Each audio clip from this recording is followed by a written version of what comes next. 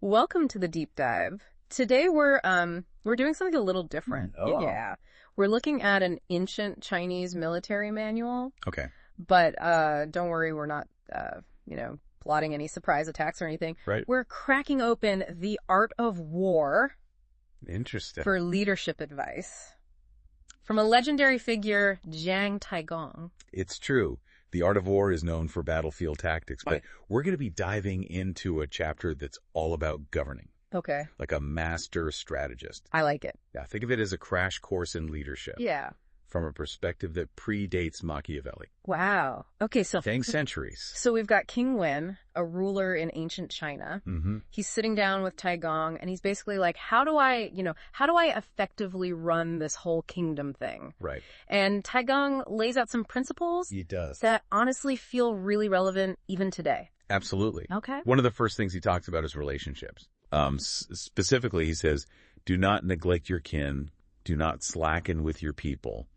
Comfort those close to you and manage all around you. So he's highlighting. He's really highlighting those close bonds as the foundation Okay. of strong leadership. Got it. The people you depend on and the people who depend on you. Yeah. It's like before you go and conquer the world, Exactly. you got to make sure your inner circle is rock solid. Exactly. And it doesn't stop there. Oh. He goes on to talk about the power of the state Okay. and warns against lending it out. Interesting. You know, he uses this powerful analogy. Oh, yeah. You wouldn't lend out your sharpest tools. Right. Because you risk them being damaged or lost entirely. So how does that translate to leadership today? That's a great question. Are we talking about delegating tasks? Yes. Yeah. And that gets to the nuance of his advice. Okay. Because delegating tasks is essential. Right. But he's warning against giving away your core authority. So The ability to make the key decisions that affect your kingdom. Mm-hmm. Whether that's a company, a team, or even your own life. I see. You can't let others control the tools Right. that are vital to your success. This is where I think it gets really interesting. Yeah. He shifts from these relationships and power Yes. to like the importance of action. Right. And he uses some pretty vivid imagery He to does. kind of get his point across. Uh-huh. He talks about seizing the moment. Like the sun at its zenith. Exactly. And he says, When holding a knife, it must cut. When wielding an axe, it must chop. yeah, there's a real sense of like urgency there. Yeah. Saying when the time is right, don't hesitate. Mm-hmm. Act decisively. Exactly like a well-honed tool. Yeah, That's designed for a specific purpose. I like that. And that leads into another critical point, What's that? addressing problems before they escalate. He uses the analogy of a small leak sinking a ship. Yes, I mean, that feels very relevant to me. it does. You know, our always on overflowing inbox world. Absolutely. He's essentially the original advocate for Inbox Zero. Right. But it's more than that. Okay. It's the importance of being proactive and vigilant. Mm-hmm. You know, Yeah. tackling those small problems Yeah. before they turn into major crises. Okay, so we've got prioritizing relationships, Yes. guarding your authority, Mm-hmm. taking decisive action. Yeah. But then he throws in this curveball Okay. that I'm still trying to wrap my head around. Yeah. He says, a ruler must prioritize wealth. This is where it gets really fascinating. he's like, Because he's not talking about wealth for personal gain. right? He says, without wealth, there is no way to be benevolent. And without giving, there is no way to unite kin. Okay. He's arguing that a ruler's wealth should be used for the benefit of the people, So to enable generosity and build unity within the kingdom. Wow. That's a pretty radical concept. It is. Especially coming from a military strategist. Mm-hmm. It almost feels like he's anticipating modern ideas It does. about like philanthropy and social responsibility. It's true. Mm. It really challenges our assumptions Yeah, about power and success. definitely. He's making the case that true leadership isn't about hoarding resources. Right. It's about leveraging them Okay. to create a more just and harmonious society. So he's saying that generosity is actually a key strategy for success. Exactly. Wow. Yeah. So far, we've got prioritizing relationships, Yeah. power action. Mm-hmm. Now this idea of wealth as a tool for good. Right. And King Wen clearly has more questions because he's about to dive even deeper Oh, into Taigong's philosophy of leadership. I love it. Yeah. All right, let's go. Okay. King Wen seems really interested in this idea of benevolence and righteousness. Yeah. You know, like qualities we might associate with ethical leadership today. Mm-hmm. But how does Taigong define these big philosophical concepts? Well, he actually keeps it pretty straightforward. Okay. He tells King Wen, respect your people, unite your kin. Respecting the people brings harmony. Uniting kin brings joy. So basically, ethical leadership is about... Yeah, it's not just about these lofty ideals. Right. It's about creating a tangible sense of well-being for everyone. So creating a culture where people feel respected, connected, happy. Exactly. I mean, that's a pretty ambitious goal. It is. Even in today's world. It is. Yeah. But Taigong seems to believe these qualities are essential for any leader who wants to create lasting stability and success. It makes you wonder if maybe he's drawing on his own experiences, on the battlefield. Right. Seeing the effects of conflict and disunity firsthand. That's a fascinating connection. Yeah. Because, here's a military strategist. Right. Someone who knows the cost of war. Exactly. And yet he's advocating for leadership that's rooted in respect and harmony. It's like he's saying the true test of leadership Yeah. isn't how you win a battle, Right. but how you build a lasting peace. Exactly. And that kind of leads us to another crucial question that King Wen brings up, which is, how do you maintain control without becoming a tyrant? Yeah, how do you balance authority with wisdom and collaboration? I feel like that's a dilemma that every leader faces at some point. It is. Yeah. Knowing when to hold the reins tight. Yeah. When to loosen your grip a little. It's a delicate balance. Yeah. And Taigong offers some really insightful advice here. Okay. He tells King Wen, do not let anyone usurp your authority. Okay. But he follows that up with, utilize their wisdom, follow the usual paths. So it's not about shutting down other people's ideas or contributions? Not at all.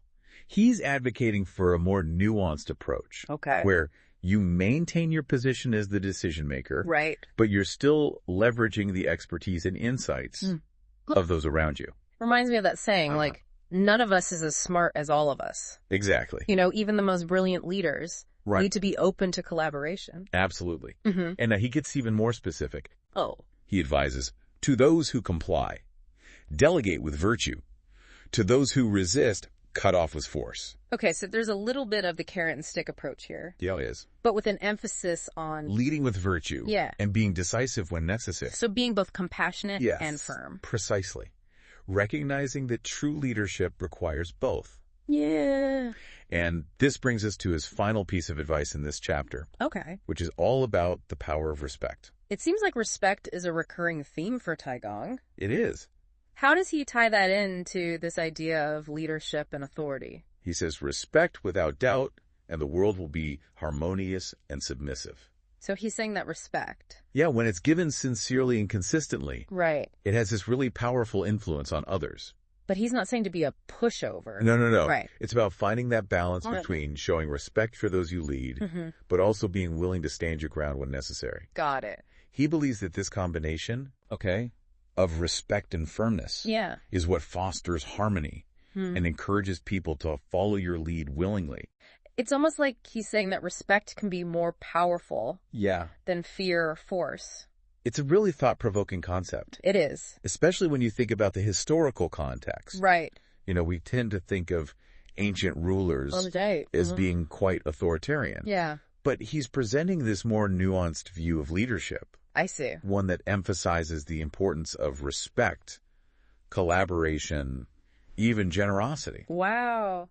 I feel like we've covered so much in this deep dive. We have. It's amazing how much leadership wisdom is packed into this ancient text. It really makes you think. It does. About how timeless these principles are. Yeah. He was writing centuries ago. Right. Completely different context. And yet it feels so relevant to the challenges we face today. One of the things that I keep thinking about is his emphasis on generosity. Right. It's not something you typically expect from a military strategist.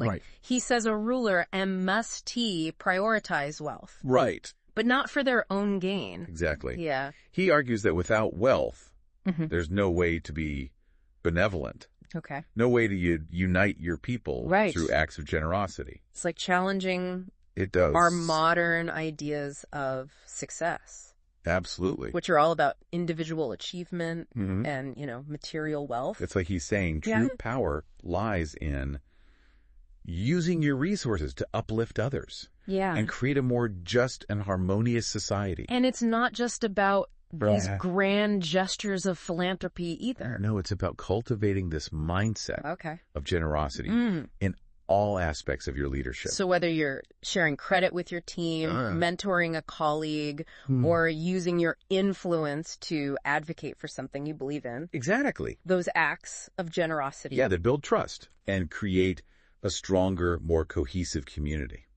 So generosity is like a leadership strategy. It is a leadership strategy. I never thought about it that way. That's what's so fascinating about Taigong's perspective. Yeah. He's weaving together all these different ideas. It's true. Military strategy, governance, ethics, economics. Yeah. Into this comprehensive philosophy of leadership.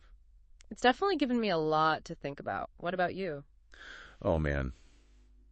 So many things. I know, right? But one of the things that really stands out is that focus on addressing problems early on. Oh, yeah. He uses that great analogy. Oh, I love that one. The small leak sinking the ship. Yes. And it just highlights the importance of being proactive and vigilant. It's so easy to let things pile up, hoping they'll just go away. Yeah, but he reminds us that those small problems, if you leave them unattended, they can escalate. Into big problems. Exactly. Major crises. And that applies to so many areas. It does. Whether you're managing a team, running a business. Absolutely. Even just in your own personal life. It's about cultivating that mindset. Yeah. Of awareness. Being aware. And taking decisive action. Yeah.